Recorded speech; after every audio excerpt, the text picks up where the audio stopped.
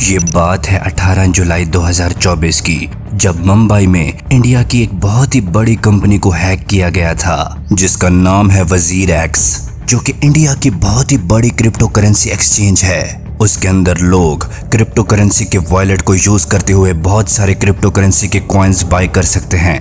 हुआ कुछ यूं था कि हैकर्स ने बड़ी चालाकी के साथ इस हैकिंग अटैक को परफॉर्म किया। ये इंडिया की हिस्ट्री का अब तक का सबसे बड़ा हैकिंग अटैक था, क्योंकि हैकर्स ने इस कंपनी वजीर एक्स को हैक करके तकरीबन 2000 करोड़ इंडियन रुपीस की भारी रकम चुरा ली थी। ये हैकिंग कुछ इस तरह से की गई थी, फर्ज किया आपने साइन अप किया है वजीर एक्स कंपनी में, बाद में आपने अपने बैंक अकाउंट्स को यूज करते हुए उस कंपनी वजीर एक्स में अपना पैसा डाला।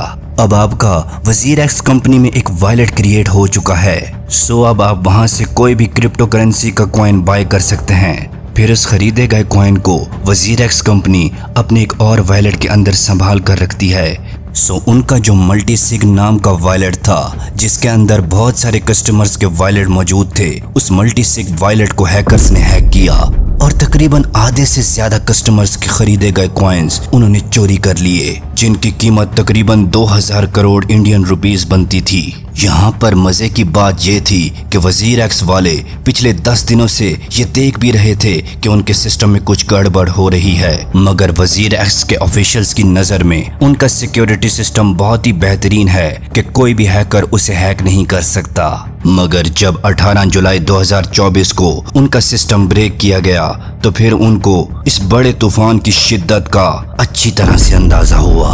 यहाँ पर वजीर एक्स वालों के लिए बहुत ही ज्यादा शॉकिंग बात ये थी कि वजीर एक्स वालों को अपने जिस सिक्योरिटी सिस्टम पर बहुत ही ज्यादा भरोसा था, वो एक पल के अंदर उनका भरोसा टूट गया और उनके सिक्योरिटी सिस्टम में कुछ गड़बड़ हो रहा है। तो इसकी खबर उनको एक एक्स यूजर ने बहुत ही पहले दे दी थी, यानी ये हैकिंग अटैक परफॉर्म होने से तकरीबन 30 मिनट्स पहले एक एक्स यूजर ने वजीर एक्स वालों को उनके सिस्टम में कुछ गड़बड़ी हो रही है ये खबर दे दी थी। मगर फिर भी वजीर एक्स वालों ने इस खबर पर ज्यादा ध्यान नहीं दिया और उनके स्केयरलेस और नॉन सीरियस बिहेवियर की वजह से उनका सिक्योरिटी सिस्टम ब्रेक होकर हैकर्स ने हैक कर लिया। सो अब उन हैकर्स को पकड़ना वजीर एक्स कंपनी वालों के लिए अब इज्जत का सवाल बन चुका था और वो हर सूरत हाल में उन हैकर्स को पकड़ना चाहते थे, क्योंकि उन हैकर्स की वजह से वजीर एक्स वालों की बहुत ज्यादा बदनामी हुई थी। मगर यहाँ पर मजे की बात यह थी कि अब तक वजीर एक्स वाले उन हैकर्स के बारे में कुछ भी नहीं जानते थे कि वो हैकर्स कौन थे और किस कंट्री से ताल्लुक रखते थे।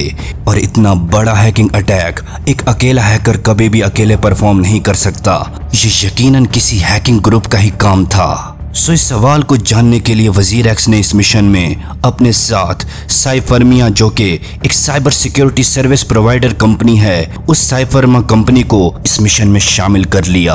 और फिर उन दोनों कंपनीज को मिला इस कहानी का सबसे बड़ा सस्पेंस, जब उनको पता चला ये हैकिंग अटैक किसी आम ग्रुप ने नहीं बल्कि इस दुनिया के सबसे ज्यादा most wanted hacking group Lazarus hacking group ने परफॉर्म किया है। क्योंकि आज तक दुनिया की कोई भी बड़ी ताकत इस नॉर्थ कोरियन हैकिंग ग्रुप को नहीं पकड़ सकी थी। ये कहानी है हैकिंग की दुनिया के बहुत ही ज्यादा mysterious hacking group Lazarus hacking group की, कि आखिर अब तक दुनिया इस ग्रुप को क्यों पकड़ नहीं सकी और इनके पास ऐसे कौन से खास हैकिंग स्किल्स हैं जो कि बाकी हैकर्स के पास नहीं होते। और ये पता कैसे लगा कि लेज़ोरस हैकिंग ग्रुप का ताल्लुक नॉर्थ कोरिया से है, ये भी एक बहुत ही इंटरेस्टिंग स्टोरी है। सो दुनिया के इस मिस्टीरियस ग्रुप की कहानी को एंड तक पूरा देखें, क्योंकि एंड में आपको जानने को मिलेगा कि आखिर आज तक दुनिया की कोई भी बड़ी ताकत इस हैकिंग ग्रुप को क्यों पकड़ नहीं सकी और ना ही आगे कोई इनको पकड़ सकता है।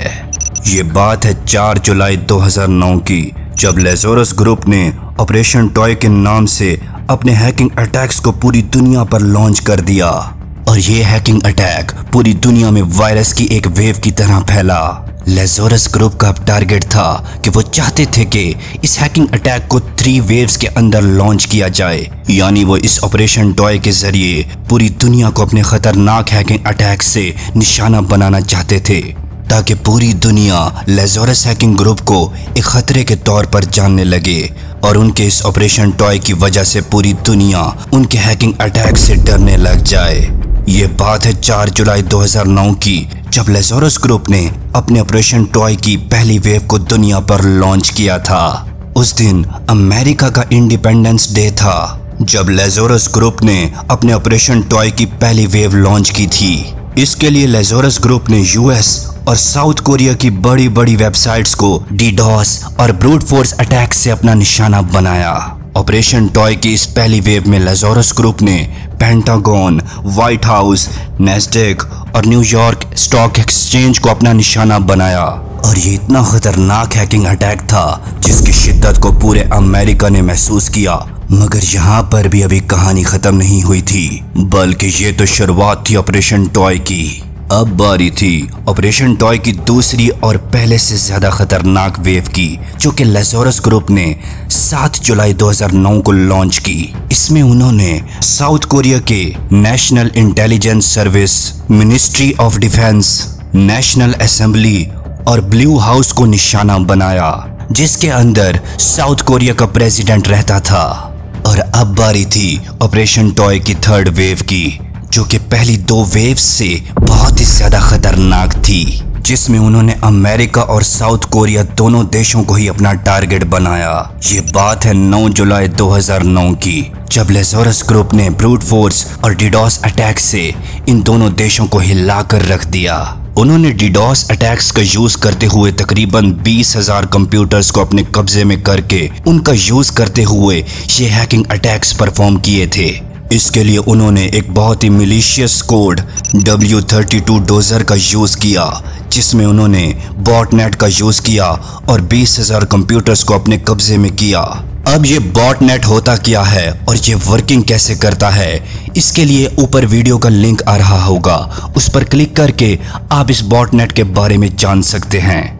लेज़ोरस ग्रुप के ऑपरेशन टॉय के पीछे का मकसद सिर्फ और सिर्फ पैसे चुराना नहीं था, बल्कि उनका मकसद उनके टारगेटेड वेबसाइट्स को पूरी तरह से तबाह बर्बाद करना था, ताकि उनके खतरे की शिद्दत को उनके दुश्मन अच्छी तरह से महसूस कर सकें। यहाँ पर मजे की बात ये थी कि अब तक दुनिया ये जान नहीं सकी थी कि लेज़ोरस ग्रुप का ताल्लुक किस कंट्री से है, क्योंकि वो डिफरेंट IP एड्रेसेस का यूज करते थे।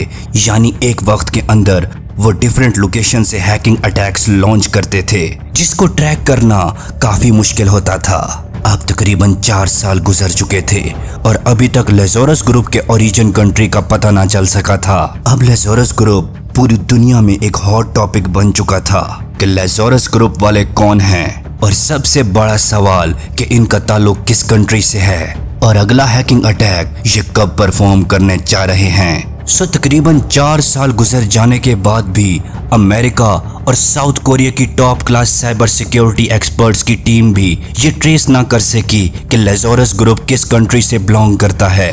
लेकिन 2014 में सोनी पिक्चर पर होने वाले खतरनाक हैकिंग अटैक्स ने इन सारे सवालों के जवाब दे दिए कि लेज़ोरस ग्रुप का ओरिजिन कौन सा कंट्री है। बात है 2014 की, जब सोनी पिक्चर ने नॉर्थ कोरिया के डिक्टेटर पर एक मूवी रिलीज की थी, जिसमें नॉर्थ कोरिया के डिक्टेटर का बहुत ही ग्रे कैरेक्टर दिखाया गया था। हुआ कुछ यूं था कि सोनी पिक्चर को एक मालवेयर के जरिए हैक किया गया था और उस मूवी को रिलीज होने से पहले ही उनके सर्वर्स में से डिलीट कर दिया गया था। सो अब यूं सबको क्लियर हो चुका था कि लेज़ोरस ग्रुप का ताल्लुक नॉर्थ कोरिया कंट्री से है। लेज़ोरस ग्रुप को नॉर्थ कोरियन गवर्नमेंट बहुत ज्यादा सपोर्ट करती है। लेज़ोरस ग्रुप और नॉर्थ कोरिया की इंटेलिजेंस एजेंसी एक साथ मिलकर हैकिंग अटैक्स परफॉर्म करते हैं। यानी जब भी कोई कंट्री इस नॉर्थ कोरिया कंट्री के डिक्टेटर के खिलाफ कोई बात करता है तो वो इनके हैकिंग अटैक से बच नहीं सकता।